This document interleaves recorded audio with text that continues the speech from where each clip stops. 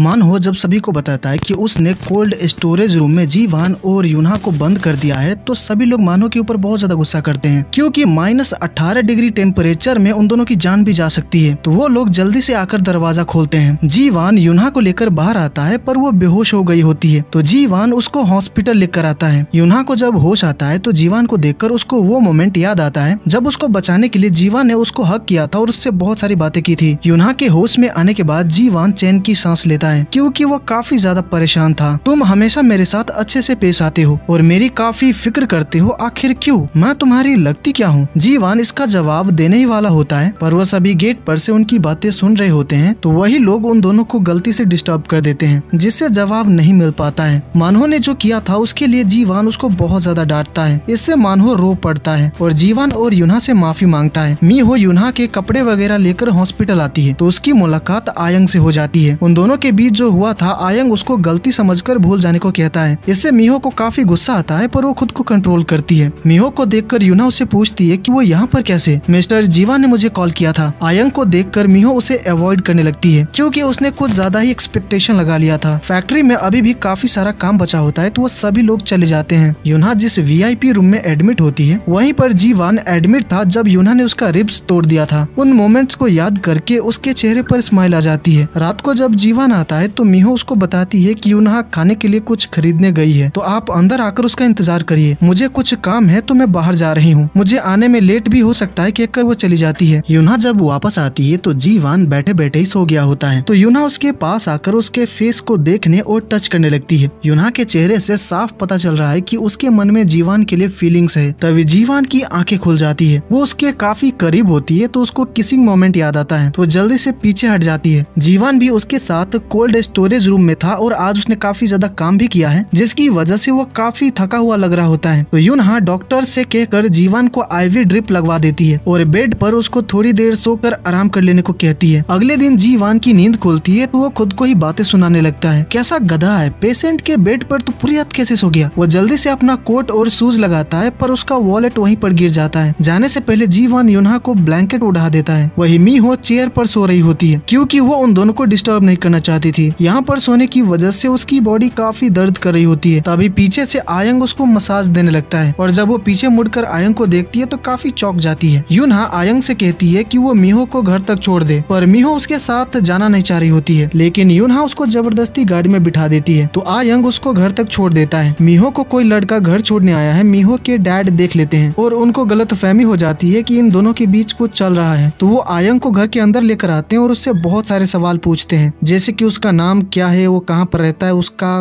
काम क्या है, वगैरह वगैरह। मीहो अपने मॉम डैड को बताती है कि वो लोग जैसा सोच रहे हैं वैसा कुछ भी नहीं है। तो उसके डैड आयंग को ब्रेकफास्ट करके जाने को कहते हैं, क्योंकि वो चाहते हैं कि इन दोनों के बीच कुछ हो जाए। हॉस्पिटल से डिस्चार्ज होने के बाद यूना जीवान के कंपनी आती है उसको उसका वॉलेट देने के लिए, पर गार्ड्स उसको अंदर नहीं जाने देते हैं और कहते हैं कि जीवान से मिलने के लिए पहले उसे अपॉइंटमेंट लेनी होगी। यूना बताती है कि वो जीवान को जानती है और अंदर जाने की जिद करती है, तो गार्ड्स उसको बाहर निकालने लगते हैं। तभी वो होंगी को देखती है, जिसकी मदद से उसको एंट्री मिल जाती है। जीवान से मिलने एना आई होती है। जीवान उसको बताता है कि वो उसका कॉन्ट्रैक्ट कैंसिल कर रहा है, क्योंकि उसको मीट से एलर्जी है। यूना जीवान के ऑफिस में आती है और डोंग हुई को बताती है कि वो जीवान को उसका वॉलेट देने आई है। बॉस से अभी कोई मिलने आया है, तो आप अंदर नहीं जा सकती। कॉन्ट्रैक्ट कैंसिल ना हो इसके लिए एना जीवान को मीट खाकर दिखाने लगती है। तो जीवान उसका हाथ पकड़कर उसे रोकता है, और ये देखकर यूना को गलतफहमी हो जाती है। वो काफी जेलस फील करती है, तो वो जीवान से नहीं मिलती है और वॉलेट डोंग हुई को देकर चली जाती है। एना के जाने के बाद डोंग हुई जीवान को उसका वॉलेट देता है। मिस यूना आपको ये देने आई थी, तो वो मुझसे मिले बिना ही क्यों चली गई? क्योंकि आपने एना का हाथ पकड़ा था और उन्होंने देख लिया था। ये जानकर वो काफी ज्यादा परेशान हो जाता है। शाम को जब यूना सभी को पढ़ा रही होती है तो जैसू पूछता है कि रात को बॉस घर नहीं आए थे, क्या वो तुम्हारे साथ थे? हाँ, वो मेरे साथ हॉस्पिटल में था। रात को तुम दोनों ने क्या क्या किया था? कुछ खास नहीं, बस हम दोनों साथ में सोए थे। तुम दोनों साथ सोए थे तो क्या इसका मतलब तुम लोग बहुत करीब थे और एक दूसरे का हाथ पकड़ रखा था? क्या बकवास कर रहे हो, ऐसा कुछ नहीं हुआ था। ये सुनकर वो सभी काफी डिसअपॉइंट हो जाते हैं और वहाँ से चले जाते हैं। जीवन जब घर आता है तो यूना उसको खाने के लिए देती है। क्या तुम्हें वॉलेट मिला? तुम बहुत ज्यादा बिजी लग रहे थे तो मैंने डोंग हुई को दे दिया था। दरअसल एना एक बिजनेस मीटिंग के लिए आई थी। ओह अच्छा, तो बिजनेस मीटिंग में हाथ भी पकड़ते हैं। वो जीवान को बहुत ज्यादा ताने मारती है, उसको चैन से खाने नहीं देती है। खाने के बाद वो जीवान से प्लेट भी धुलवाती है, तो गलती से यूनहा की आंखों में फोम वाला पानी चला जाता है, तो जीवान उसे जल्दी से साफ करने लगता है। वो दोनों एक दूसरे के काफी करीब होते हैं और माहौल बन रहा होता है कि तभी उन्हें हिचकी की आवाज सुनाई देती है जो कि मानहो ने किया था। दरअसल वो लोग छिप कर उन दोनों को देख रहे होते हैं। ये देखकर वो दोनों जल्दी से पीछे हट जाते हैं। वही जैंग यून से मिलने डोंग हुई आता है, क्योंकि वो एक खबरी है। जीवान इन दिनों क्या क्या कर रहा है सभी चीजें वो जैंग यून को बताता है। जीवान के साथ इतने वक्त तक रहने के बाद डोंग हुई समझ गया है कि जीवान कोई बुरा इंसान नहीं है। अगले दिन आयंग जीवान को बताता है कि यांग हुई एक ड्रग डील करने वाला है और ये डील कहाँ पर और कब होने वाला है सभी बातें बताता है। यून ताक यांग हुई के कब्जे में है, तो वो भी वहीं पर मिलेगा। रात को जीवान गार्डन में वॉक करते हुए सोच रहा होता है कि वो यून ताक को कैसे बचाएगा। तभी वो देखता है कि गार्डन में काफी सारे गड्ढे खोदे गए हैं। यूनहा जैंग नाम के लड़के को सालों से ढूंढ रही है। वो उससे एक बार मिलना चाहती है, पर जैंग यून वो लड़का नहीं है। वो यूनहा की मदद करना चाहता है। तो यूनहा बचपन में जिस एरिया में रहती थी, तो उस एरिया में उस वक्त कौन कौन रहता था, जैंग यून सभी डिटेल्स पता करता है। तो उसको पता चलता है कि उस टाइम जीवान भी उसी एरिया में रहा करता था और उस वक्त उसका नाम जैंग था। इसका मतलब यूनहा जिस लड़के को इतने सालों से ढूंढ रही है वो जीवान है। ये जानने के बाद जैंग यून काफी शॉक्ड हो जाता है। यूनहा घर आती है तो जीवान गार्डन में खड़ा होता है और उसके हाथ में वही बॉक्स होता है जिसको यूनहा ढूंढ रही थी, जो देखकर वो काफी शॉक्ड हो जाती है। फिर हमें 8 साल पहले का फ्लैशबैक सीन दिखाया जाता है जब जीवान ने इस घर को खरीदा था। आयंग ने उसे पूछा था कि उसने ये घर क्यों खरीदा है। मैं सालों पहले इसी घर में रहता था, इस घर से मेरी बहुत सारी यादें जुड़ी है। उस वक्त मेरा नाम जीवान नहीं बल्कि जैंग था। फिर वो जमीन खोदकर उस टाइम कैप्सूल बॉक्स को बाहर निकालता है और उसके अंदर की चीजों को देखने के बाद उसे वापस से गाड़ देता है और कहता है कि जैंग अब मर चुका है, वो अब जीवान है। Now back to the present. Yoonha उसे पूछती है कि वो बॉक्स उसके पास क्यों है। मुझे चिंता थी कि कहीं तुम गार्डन को खोदते खोदते उस पेड़ को ही ना उखाड़ दो, तो मैंने लड़कों से कहकर तुम्हारे लिए इसे ढूंढा है। यूनहा बॉक्स ले लेती है और उसको थैंक्स कहती है। क्या इस बॉक्स के साथ भी तुम्हारी यादें जुड़ी है? तो यूनहा हाँ कहती है। यूनहा अंदर आकर उस बॉक्स को खोलकर उसके अंदर की चीजों को देखकर पुरानी बातों को याद करती है। वही जीवान सैड होता है क्योंकि वो यूनहा के साथ ही रह रहा है पर उसे सच नहीं बता सकता। यूनहा जैंग यून को कॉल करती है। कल शाम को क्या तुम फ्री हो? मैं तुमसे मिलना चाहती हूँ क्योंकि मुझे तुम्हें कुछ दिखाना है। तो जैंग यून उससे मिलने के लिए हाँ कर देता है। अगले दिन आयंग और जीवान मिलकर यूनताक को बचाने का प्लान बनाते हैं और बात करते करते जीवान जैंग यून के बारे में बात करने लगता है। शायद 10 साल पहले जैंग यून ने मुझे उस होटल में देखा था। फिर हमें 10 साल पहले का फ्लैशबैक दिखाया जाता है। रेडियो पर बताया जा रहा होता है कि जीवान के डैड तैपियों को इलीगल काम करने के जुर्म में अरेस्ट किया गया है। इसी दिन जीवान के होटल में टीनेज म्यूजिकल फेस्टिवल के लिए अवार्ड सेरेमनी रखा गया होता है, जिसको बिगाड़ने के लिए यांग हुई अपने गैंग के साथ वहाँ पर आ जाता है। क्योंकि वो जीवान के डैड के लिए सालों से काम कर रहा है, पर उसके डैड ने जेल जाने से पहले सारा बिजनेस जीवान को हैंडओवर कर दिया है, इसलिए वो जीवान को जान से मारने आया होता है। वो उन सभी से लड़ने लगता है, पर इतने सारे लोगों से जीतना इम्पॉसिबल है, जिस वजह से जीवान भी काफी जख्मी हो जाता है और इस लड़ाई के बीच एक ओल्ड लेडी की जान चली जाती है, जिसका जिम्मेदार जैंग यून जीवान को मानता है। इसीलिए वो जीवान से इतना नफरत करता है। अगले दिन जीवान यूनताक को बचाने के लिए अकेले ही निकल जाता है, जिसकी वजह से घर पर सभी को जीवान की फिक्र होने लगती है। तभी यूनहा सभी को बताती है कि कुछ दिन पहले उसने मेरे और अपने फोन में लोकेशन ट्रैक करने वाला ऐप इंस्टॉल किया था, जिसकी मदद से वो सभी लोग जीवान के पास जाने लगते हैं। वही जीवान लोकेशन पर पहुंचकर यांग हुई को अपने कब्जे में ले लेता है। तभी वहाँ पर आयंग पहुंच जाता है और यूनताक को लेकर वहाँ से निकल जाता है। तभी यांग हुई का राइट हैंड कार से जीवान को जोर का टक्कर मारता है। चोट के कारण जीवान कमजोर पड़ जाता है, तो यांग हुई उसको बहुत ज्यादा मारता है। डोंग हुई ने इस ड्रग डील की खबर जैंग यून को दे दिया था, तो वो पुलिस के साथ लोकेशन पर पहुंच जाता है। पुलिस आ गई है जानकर यांग हुई सबसे पहले वहां से भाग जाता है, पर उसके गैंग मेंबर्स और ड्रग डीलर को पुलिस अरेस्ट कर लेती है, साथ ही जीवान को भी अरेस्ट कर लेते हैं। जिसके बाद यूनहा और बाकी सभी पुलिस स्टेशन के बाहर जीवान के छूटने का इंतजार कर रहे होते हैं। वही जैंग यून जीवान से पूछताछ करता है। एक आम एम्प्लॉय को बचाने के लिए जीवान ने इतना बड़ा रिस्क लिया, इसके बारे में सोचकर जैंग यून काफी सरप्राइज्ड होता है, क्योंकि जैंग यून की नजर में जीवान एक खतरनाक गैंगस्टर है। पूछताछ करने के बाद जैंग यून कहता है, यूनहा मुझे अपने बचपन का फ्रेंड जैंग समझती है, क्योंकि उसके फ्रेंड का सपना एक प्रोसिक्यूटर बनना था। वो जीवान को उसके पुराने नाम से बुलाता है, पर जीवान इस पर कुछ खास रिएक्ट नहीं करता है। सभी लोग घर आ जाते हैं। वही यूनहा गेट पर बैठकर जीवान के आने का इंतजार कर रही होती है। कुछ देर बाद जीवान घर आता है और बाहर यूनहा को देखकर हैरान रह जाता है। यूनहा उसका चोट देखने जाती है, पर जीवान उसका हाथ पकड़कर उसे रोक देता है और पूछता है कि क्या तुम्हारे मन में मेरे लिए फीलिंग्स है। ये सुनकर यूनहा काफी शॉक्ड जाती है, वो जवाब देने ही वाली होती है। तभी जीवान कहता है पर मेरे मन में तुम्हारे लिए कोई फीलिंग्स नहीं है। ये कहकर वो यूनहा का दिल तोड़ देता है ताकि यूनहा उससे दूर रहे। अगले दिन जीवान यूनताक से मिलने हॉस्पिटल आता है। जीवान ने उसकी जान बचाई, इसके लिए वो जीवान को थैंक यू कहता है। तभी आ यंग योन ही को लेकर आता है। दोनों भाई बहन एक दूसरे से मिलकर बहुत खुश होते हैं। शाम को यूनहा जैंगयून से मिलती है। जैंगयून कहता है तुम जिस फ्रेंड को ढूंढ रही हो मैं वो नहीं हूँ। ये सुनकर वो उदास हो जाती है। जैंगयून उसे पूछता है कि वो अपने फ्रेंड को क्यों ढूंढ रही है। तो हमें फिर से फ्लैशबैक दिखाया जाता है। एक रात को एक गैंगस्टर यूनहा से एक एड्रेस पूछता है। यूनहा ये सोचकर डर जाती है कि कहीं ये गैंगस्टर उसके डैड को तो ढूंढने नहीं आए हैं। वो कुछ भी जवाब नहीं देती है और जैंग के घर आ जाती है। उसी रात को यूनहा और जैंग की आखिरी मुलाकात हुई थी, क्योंकि वो गैंगस्टर जैंग को ही लेने आया था और वो खुद गैंगस्टर को जैंग के घर लेकर चली गई थी। उसकी वजह से गैंगस्टर का काम आसान हो गया था। इसी वजह से यूनहा उस रात के लिए अब तक गिल्टी फील करती है। तो जैंगयून कहता है उसमें तुम्हारी कोई गलती नहीं थी और शायद तुम्हारा फ्रेंड भी यही सोचता होगा। वो ये भी बताता है कि मैंने तुम्हारे उस फ्रेंड को ढूंढ लिया है। अगर तुम उससे मिलना चाहती हो तो मैं तुम्हें बता सकता हूँ कि वो कहाँ मिलेगा। कुछ देर बाद यूनहा घर पहुँचती है तो जीवान उसका इंतजार कर रहा होता है। यूनहा थोड़ा बहुत ड्रिंक करके आई होती है। वो कहती है मेरा वो फ्रेंड बिल्कुल ठीक है और जिंदगी में काफी आगे निकल चुका है। मुझे उससे बहुत कुछ पूछना है पर अब मैंने उससे ना मिलने का डिसाइड किया है। तुमने मुझसे एक बार कहा था कि पास्ट की बातों को वापस से याद करना हर किसी के लिए आसान नहीं होता है। वो बिल्कुल ठीक है, मैं ये जान पाई, यही मेरे लिए काफी है। ये सब सुनकर जीवन काफी हैरान होता है। उसका ख्याल रखने के लिए, उसकी फिक्र करने के लिए, अपने घर में रहने देने के लिए और हर चीज के लिए वो जीवन को थैंक यू कहती है और उसको बताती है कि वो अब उसके घर पर नहीं रहेगी। वो अपने लिए घर ढूंढकर कुछ दिनों में यहाँ से चली जाएगी। जो सुनकर जीवान शॉक दे जाता है और यहीं पर ये पार्ट खत्म हो जाता है।